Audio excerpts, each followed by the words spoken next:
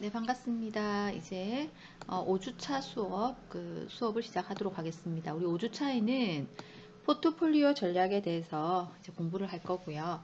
5주차 수업 내용이 조금 많지 않고 간단해서 오늘 그 시간을 후반부 동영상에는 6주차 수업을 미리 조금 하겠습니다.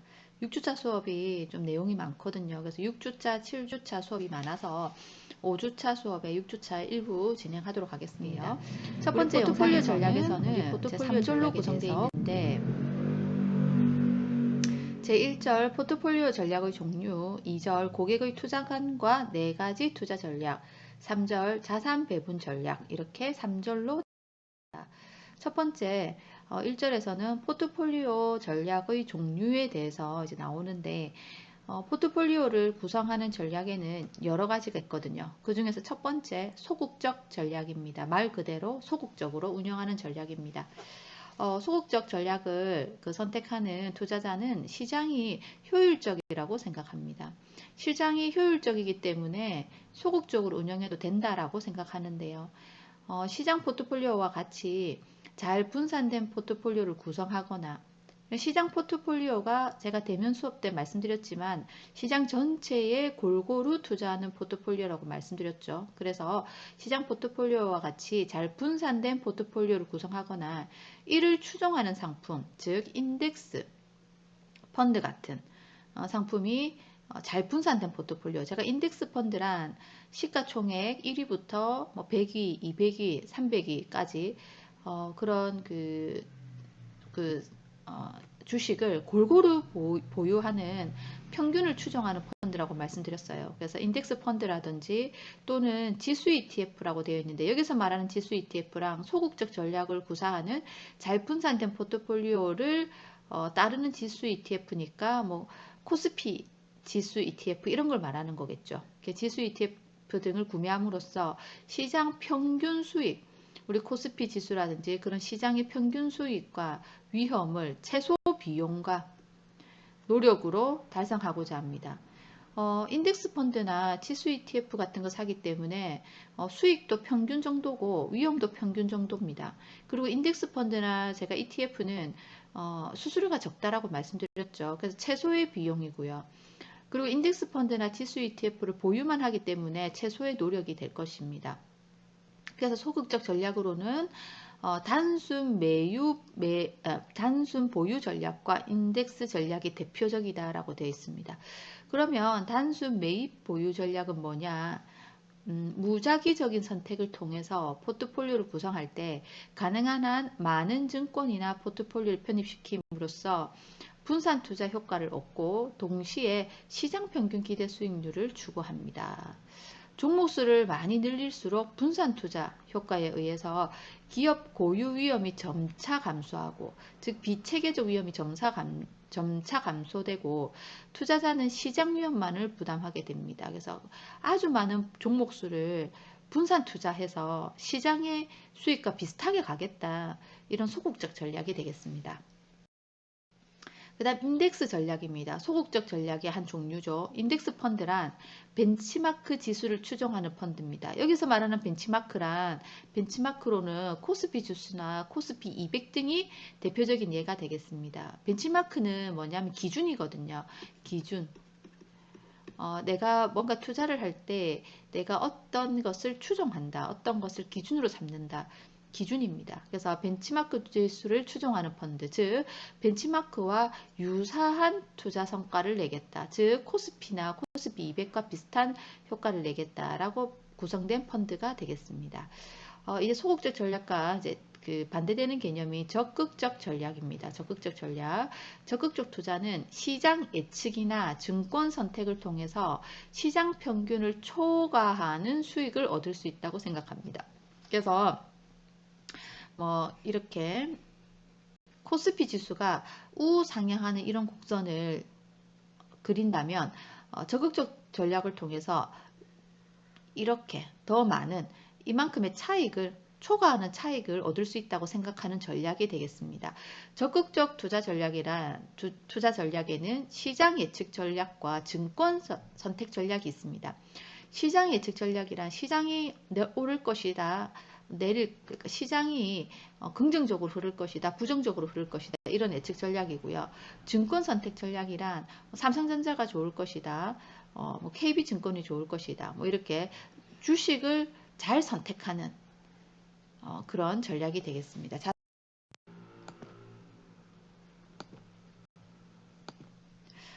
적극적 투자의 첫 번째 시장 예측 전략입니다. 시장 예측 전략은 시장 예측을 통해서 우월한 수익을 줄 수 있다고 판단되는 자산군은 선제적으로 포트폴리오 내 비중을 높이고 그렇지 않은 자산군은 비중을 낮춘다라고 되어 있는데 우리가 자산군이라고 한다면 앞서서 배웠죠. 자산군이라고 한다면 주식, 그 다음에 채권, 그 다음에 부동산, 즉 실물이죠. 그 다음에 뭐 있다고 했죠? 현금. 이런 이제 자산군들이 있다고 했거든요. 이런 자산군의 비중을 조절한다는 겁니다. 즉 우리가 코로나가 작년에 왔을 때 코로나19가 왔을 때 우리 주식시장은 2월에서 3월에 엄청난 폭락이 일어났었죠. 이럴 때 주식의 비중을 나중에 회복할 거를 생각해서 주식의 비중을 높이고 채권의 비중을 낮춘 그런 어떤 시장 예측 전략을 펼쳤던 분들은 지금 엄청난 수익을 가져가고 있죠. 그런 분들이 주위에 저도 보면 많거든요. 그래서 이렇게 이제 그 자산군의 비중을 줄일 수 조절한다는 거죠. 시장 예측 전략을 통해서. 그래서 한번 예를 본다면 우리 밑에 통한채라는 채권이죠. 채권과 주식을 비교해 봤을 때 지난 20년간 우리 통한채의 수익률은 304% 정도를 나타냈다고 합니다. 그리고 주식의 수익률은 324%를 나타냈는데 이 통한채와 주식을 만약에 우리가 완벽한 시장 예측이 가능해서 중간중간 자산군을 바꿔줬더라면 7000%의 수익을 냈을 것이다. 장기 보유하는 것보다 자산군을 서로 비중 조절을 하면서 갈아타기를 했다면 7000%나 수익을 냈을 거라는 거죠. 완벽한 시장 예측을 했더라면. 근데 사실 완벽한 시장 예측은 할 수 있을까요? 아니요, 그건 쉽지 않습니다.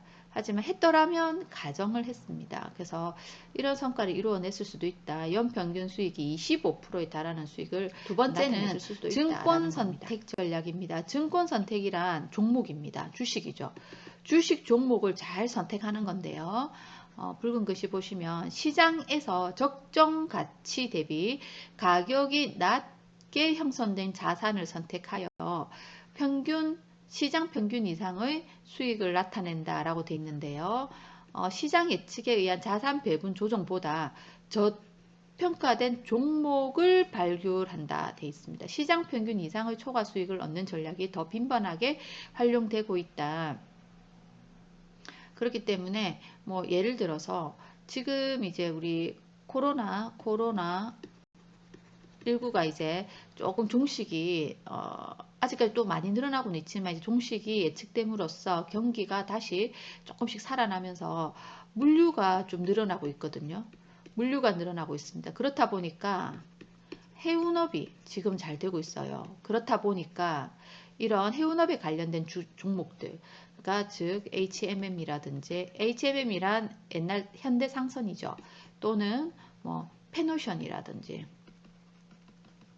이런 물류에 관련된 해운업에 관련된 이런 주식들이 지금 굉장히 주식이 많이 올랐죠. 이렇게 종목을 발굴한다는 겁니다. 시장 예측 전략을 통해서 주식에 투자하겠다. 여기서 더 나아가서 이제 종목을 발굴하는 거죠. 그래서 종목을 발굴해서 시장 평균 이상의 초과 수익을 얻는 전략이 증권 선택 전략이 되겠습니다. 그 다음 2절입니다. 고객의 투자관을 파악을 합니다. 그래서 고객의 투자관과 그 투자관에 따라서 4가지 투자 전략에 대해서 공부를 해보겠습니다. 구체적인 투자 전략을 수립하기 위해서 고객의 투자관을 먼저 확인해야 됩니다. 고객의 투자관을 확인하기 위해서 투자 전략 매트릭스를 이용하고 있습니다. 투자 전략 매트릭스는 고객에게 2가지 질문을 던집니다. 첫 번째, 성공적인 시장 예측이 가능할까요? 라고 질문을 던지고요. 두 번째, 우수한 증권 선택이 가능할까요? 라고 질문을 던집니다. 그래서 시장 예측 전략과 증권 선택 전략에 어떤 전략을 그 고객에게 적용을 해야 될지 같이 의논을 하는 그런 것이라고 보면 되겠습니다. 그래서 고객의 투자 전략 매트릭스를 파악을 한다라는 거고요. 거기에 따라서 분명히 달라지게 됩니다. 한 번씩 보겠습니다. 첫 번째, 일사분면입니다.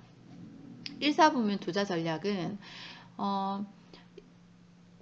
이 질문에 대해서 성공적인 시장 예측이 가능할까요? 라는 질문에 아니요 라고 답했고, 우수한 증권 선택이 가능할까요?에 아니요 라고 답을 했습니다. 그래서 이 일사분면에 있는 분들은 시장 예측 전략도 증권 선택 전략도 선택을 하지 않는 사람들이라는 거죠.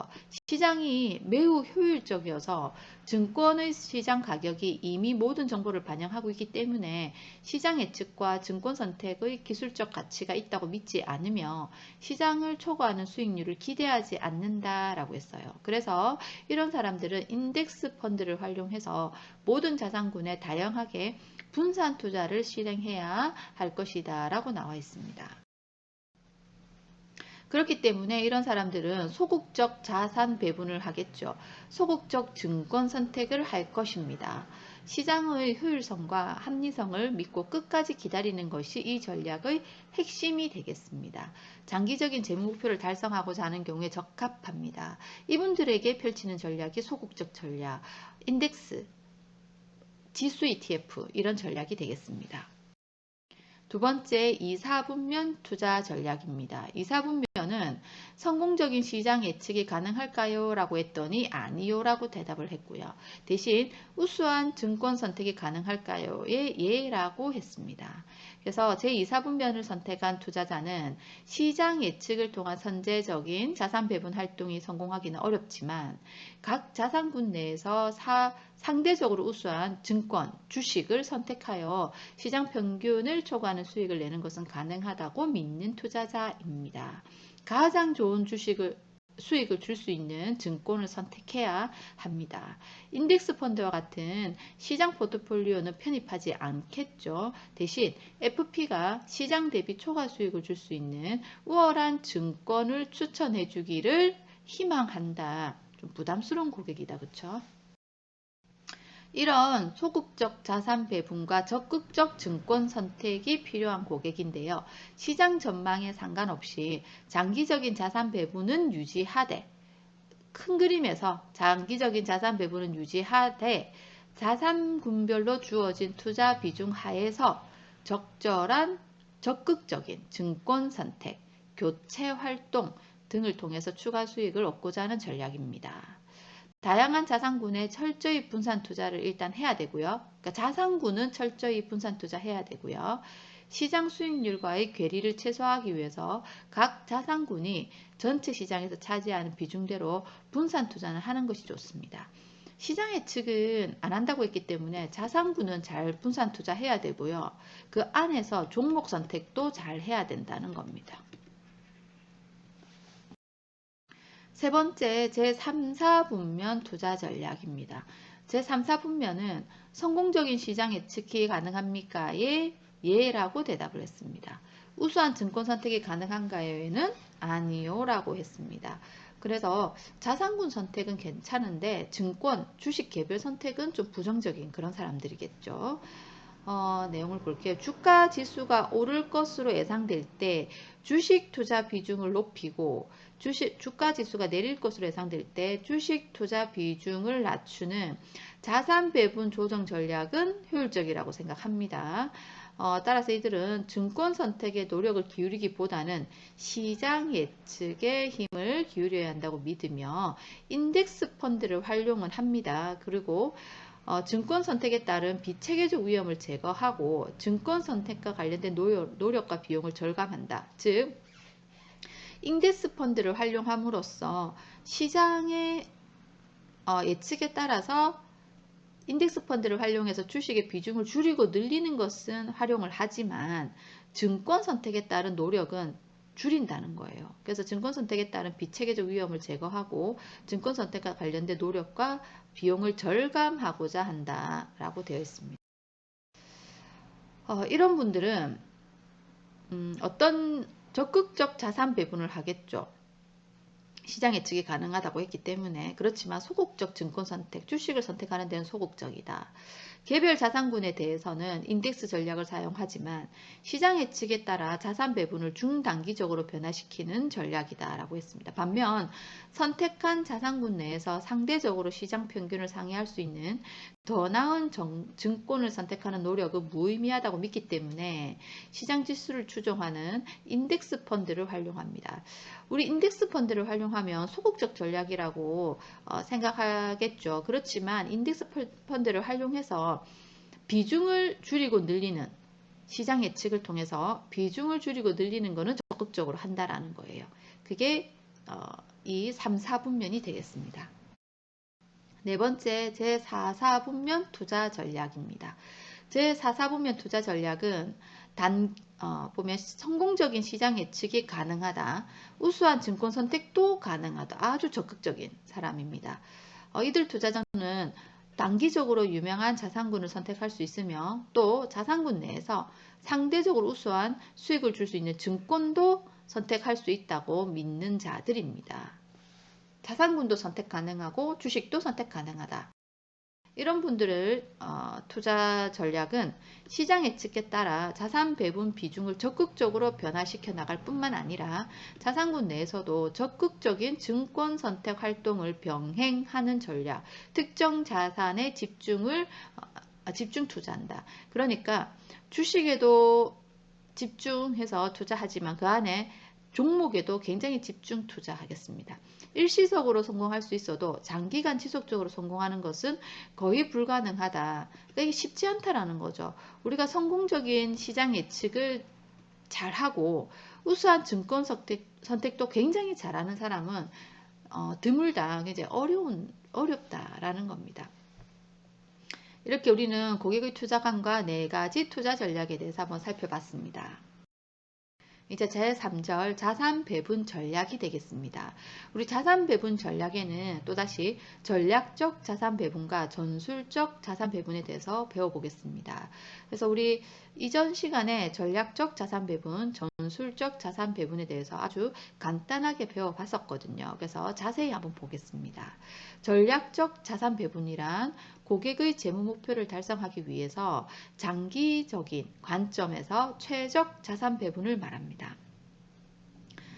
투자 기간 동안 고객들의 재무 목표나 투자관, 위험 회피 성향의 변화가 발생하지 않고 자산들의 가격 역시 장기적으로 균형을 유지한다는 전제하에 이루어진 아주 큰 틀의 자산 배분입니다.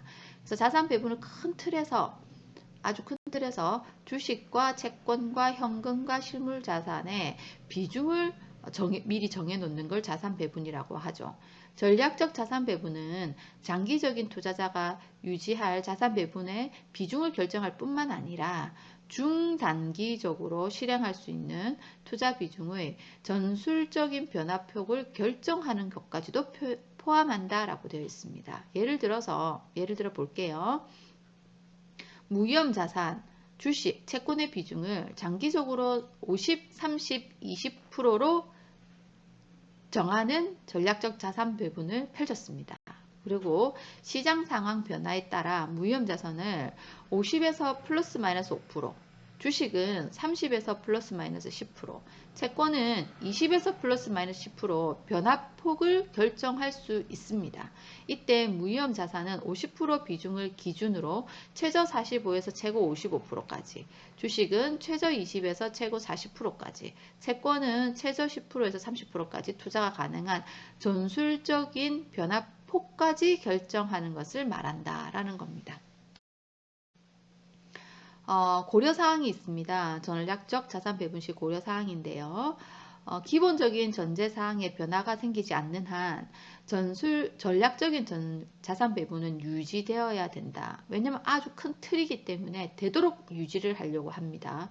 시장의 중단기적인 변화에 따라 고객들의 투자 성향이 바뀌는 경향이 있는데 전략적 자산 배분에서는 시장 변화에 따른 일시적인 위험 회피 성향 변화는 반영하지 않습니다. 그래서 고객의 아주 일시적인 위험 회피 성향들이 나올 때는 반영을 되도록이면 하지 않는다라는 겁니다.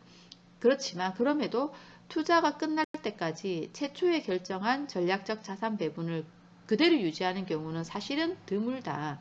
무위험 이자율이나 물가 상승률 등의 금융 환경 변화로 전략적 자산 배분의 기본 전제가 변화될 수도 있고 새로운 금융 상품의 등장이나 금융 규제의 신설 또는 철폐, 세법의 변경 또는 투자 환경, 우리 코로나19 같은 투자 환경의 변함에 따라 투자 정책서가 변할 수 있습니다. 또한 고객의 결혼, 출산, 이직 등에 따라 고객의 재무 목표가 또 수정이 되기 때문에 또 고객이 나이가 들거나 투자 지식과 경험이 늘어남에 따라 평균적인 장기 투자 성향이 변화할 수 있기 때문에 이렇게 전혀 변화를 하지 않는 경우는 쉽지 않고 드물다라고 되어 있습니다. 그러면 이제 전술적 변화폭의 설정은 어떻게 하느냐? 전략적 자산 배분 전략에서 전략적 자산 배분 안에서 전술적 변화폭의 설정까지도 미리 정해놓는다라고 했거든요. 그래서 전술적 자산 배분을 결정하는데 전술적 변화폭을 어느 정도 설정할 것인가는 매우 중요합니다.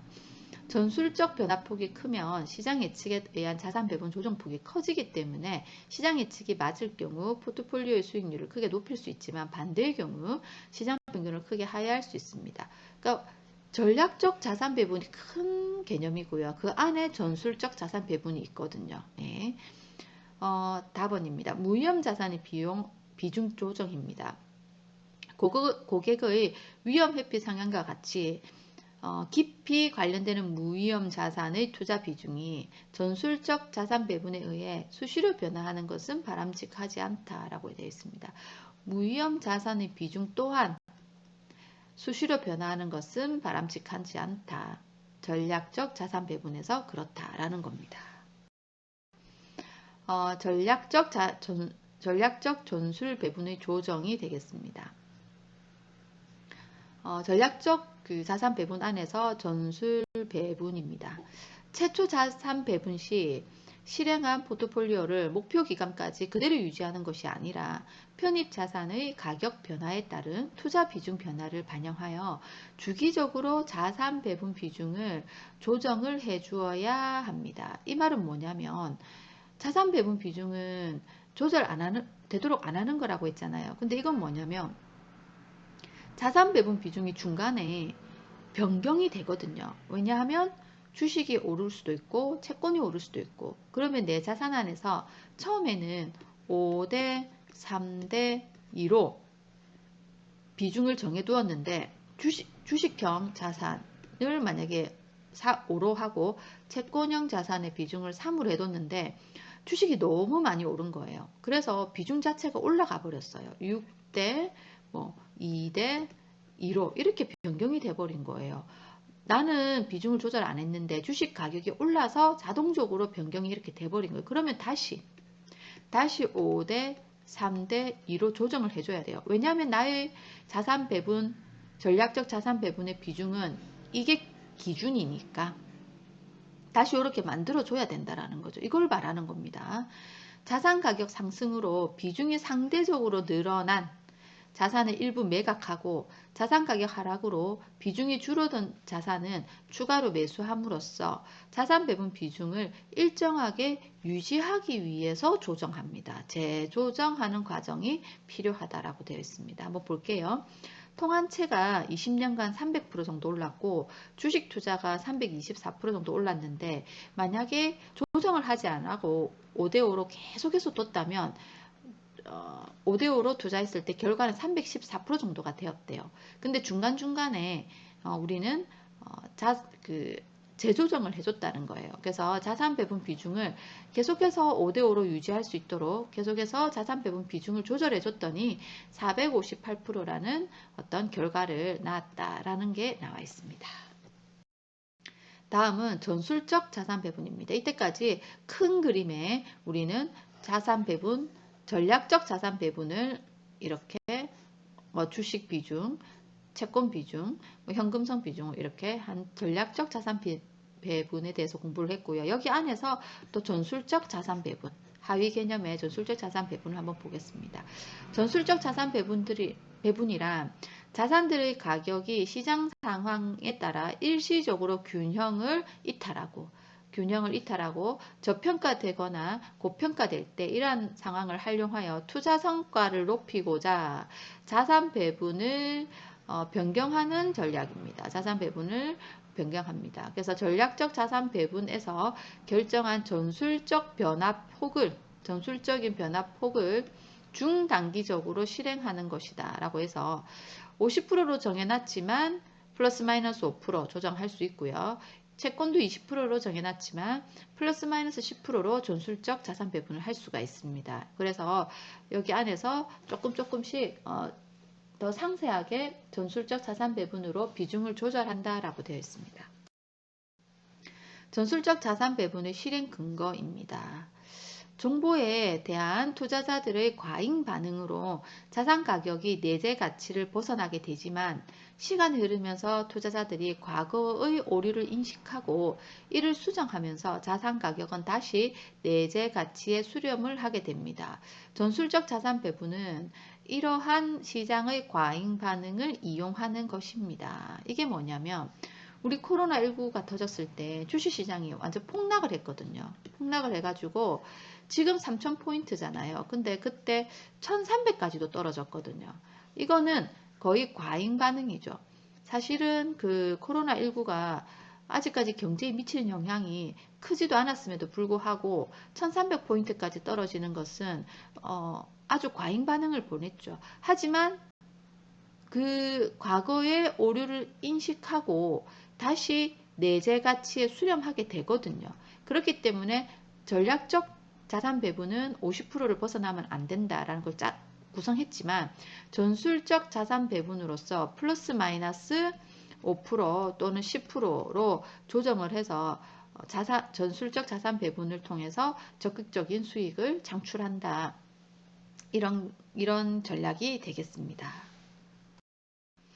다음은 제3절 자산 배분 전략 중에서 정액 분할 투자 전략에 대해서 배우겠습니다. 정액 분할 투자란 정해진 금액입니다. 정해진 금액을 분할로 투자한다라는 거예요. 그래서 1,000원이면 1,000원씩, 만원이면 만원씩 정해진 금액을 분할로 투자한다. 그래서 정액 분할 투자 방법은 일정한 기간 단위로 정해진 금액을 계속적으로 투자하는, 그래서 일정한 기간 정해진 금액을 투자하는 방법, 적금 같은 거라고 보면 됩니다. 정액 분할 투자 방법은 전략적 자산 배분이나 전술적 자산 배분과는 다른 별개의 전략이라기보다는 전략적, 전술적 자산 배분의 실행상 문제점을 보완해주는 전략입니다. 특정 시점에 자산 전체를 투자함에 따른 마켓 타이밍의 위험을 줄여준다. 또한 자산 가격이 하락하면 더 많은 양의 자산을 매입하게 되고 자산 가격이 상승하면 더 적은 양의 자산을 매입하게 됨으로써 자산의 매입 단가를 낮춰주는 효과가 발생한다. 정액 분할 투자 방법의 제일 목적입니다. 자산 매입 단가를 낮추는 효과입니다. 이거는 사례를 통해서 보도록 합니다. 정액 분할 투자법의 효과입니다. 예를 들어서 2013년 1월부터 나는 100만원씩 투자를 하기 시작했습니다. 그때 펀드의 가격은 1,000원입니다. 2013년 2월에 또 100만원 넣었는데 그때 펀드 기준 가격은 800원입니다. 2013년 3월에 100만원, 4월에 100만원, 100만원, 100만원, 총 600만원을 투자했습니다. 펀드 가격은 그때마다 700원, 1100원, 800원, 950원으로 등락이 조금씩 있었습니다. 그렇기 때문에 펀드 가격이 떨어질 때 더 많은 자수를 살 수 있었고 떨어질 때 또 더 많은 자수를 살 수 있었고 하지만 오를 때는 적은 자수를 살 수 있었고 이렇게 구입 자수는 매번 살 때마다 틀렸습니다. 누적 평가 금액입니다. 처음에 100만원 투자했고요. 그 다음에는 805원일 때 100만원을 투자했더니 180만원이 되었습니다. 700원일 때 100만원 투자해서 257만 5천원이 되었습니다. 구입 자수가 바뀌었으니까요. 그리고 이렇게 변경이 됩니다. 왜냐하면 그때그때 가격으로 4월 달에 1100원, 5월 달에 800원으로 이때까지 샀던 평가 금액을 계산해 보면 이 가격이 된다는 거죠. 그리고 마지막 6월에 950원일 때 또 100만원치를 샀더니 이때는 자수는 이만큼이 되었고요. 이만큼 살 수 있었고요. 결국은 평가 금액은 654만 5,779원이 됐습니다. 나는 투자는 600만원을 했는데 결과는 654만 5,779원이라는 결과를 이루어냈네요. 수익이 났죠? 수익이 발생했습니다. 만약에 내가 1월 달에 이렇게 정액 분할 투자를 안 하고 이때 만약에 600만원을 다 투자했으면 그러면 얼마가 되었을까? 그러면 손해를 봤습니다. 왜냐하면 이때는 600만원으로 1000원인 그 기준가격 1000원인 주식을 샀을 것이고 근데 600만원이 6월달이 되니까 기준가격이 950원으로 떨어진 거예요. 이렇게 5% 하락했습니다. 5% 하락. 그래서 나는 5% 그 손해를 봤을 것입니다. 한 번에 다 샀다면 5% 손해봤으니까는 30만원인가요? 그러니까 내 돈은 지금 570만원이 되었을 겁니다. 이거는 뭐냐면 목돈으로 투자했다면 목돈 투자를 했다면 손해를 5% 보고 돈은 570만원 정도가 되었을 건데 그게 아니라 매달 100만원씩 투자를 했더니 이렇게 결과는 654만 5,779원이 됐다. 근데 이거는 이유가 있죠. 뭐죠? 중간중간에 펀드가 하락했기 때문에 이렇습니다. 매입 단가가 낮았잖아요. 계속 중간중간 펀드가 떨어져 있어가지고 싸게 살 수 있었어요. 근데 거꾸로도 생각해 볼 수 있어야죠. 만약에 중간중간에 계속 더 비쌌다면 결과는 손해를 볼 수도 있었겠죠. 그래서 정액분할 투자 방법이 매입 단가를 낮춘다는 것은요. 시장이 우상향할 때 가능한 얘기지 만약에 우하향했다거나 움직이면서 하향했다거나 이럴 때는 또 통하지 않을 수도 있습니다. 장단점 보겠습니다. 정액분할 투자 방법은요. 쉽고 체계적인 쉽죠. 그냥 매달 똑같은 금액 넣으면 되니까 체계적인 방법이고요. 매달 넣기 때문에 소액으로도 가능하고요. 마켓 타이밍의 위험을 줄여둡니다. 마켓 타이밍은 뭐죠? 쌀 때 많이 사고 비쌀 때 많이 팔고 하는 그 시장을 우리가 예측해서 투자하는 타이밍 잡는 그런 위험은 좀 줄여주고요. 평균 매입 단가를 낮추는 효과를 줍니다. 왜냐? 제가 거꾸로 될 수도 있다라고 했지만 어쨌든 시장은요. 우상향하거든요. 그래서 평균 매입 단가를 낮추는 효과가 있다. 비이성적인 투자를 막아주겠죠. 왜냐? 이번 달에는 500만원 넣고 다음 달에는 100만원 넣고 그러다가 이번 달에는 돈을 다 써서 0원 넣고 다음 달에는 또 의지가 충만해서 다시 500만원 넣고 이런 비이성적인 투자를 막아주고 매달 똑같은 금액을 넣는 체계적인 투자를 할 수 있게 도와줍니다. 정액분할 투자의 단점은 한번 읽어보시면 되겠습니다. 첫 번째 영상 여기까지 하겠습니다. 수고하셨습니다.